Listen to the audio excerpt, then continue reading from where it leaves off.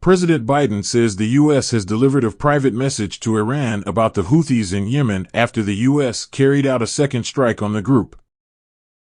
"We delivered it privately, and we're confident we're well prepared," he said without giving further details. Latest strike. The U.S. said its latest strike was a follow-on action targeting radar. Iran denies involvement in attacks by the Houthis in the Red Sea. However, Tehran is suspected of supplying the Houthis with weapons, and the U.S. says Iranian intelligence is critical to enabling them to target ships.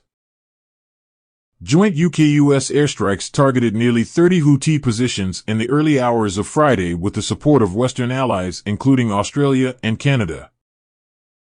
A day later, the U.S. Central Command said it carried out its latest strike on a Houthi radar site in Yemen using Tomahawk land attack cruise missiles. A Houthi spokesman told Reuters the strikes had no significant impact on the group's ability to affect shipping. The Houthis are an armed group from a subsect of Yemen's Shia Muslim minority, the Zaydis. Most Yemenis live in areas under Houthi control, as well as Sana'a and the north of Yemen. The Houthis control the Red Sea coastline. The official Western government line is that the ongoing airstrikes on Houthi targets are quite separate from the war in Gaza.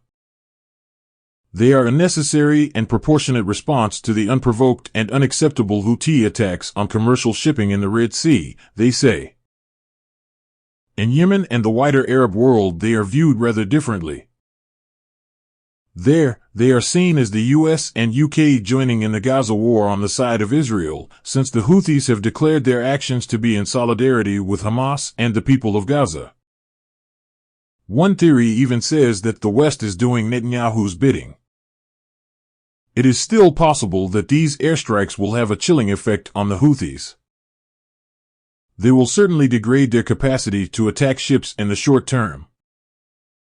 But the longer these airstrikes persist, the greater the risk that the US and UK get sucked into another conflict in Yemen. It has taken the Saudis more than 8 years to extricate themselves from there after it intervened in the country's civil war, and the Houthis are now more entrenched than ever. About 15% of global seaborne trade passes through the Red Sea, the US says. This includes 8% of global grain, 12% of seaborne oil, and 8% of the world's liquefied natural gas. The U.S. says the group has so far attempted to attack and harass vessels in the Red Sea and the Gulf of Aden 28 times. Some major shipping companies have since ceased operations in the region, while insurance costs have risen 10 times since early December.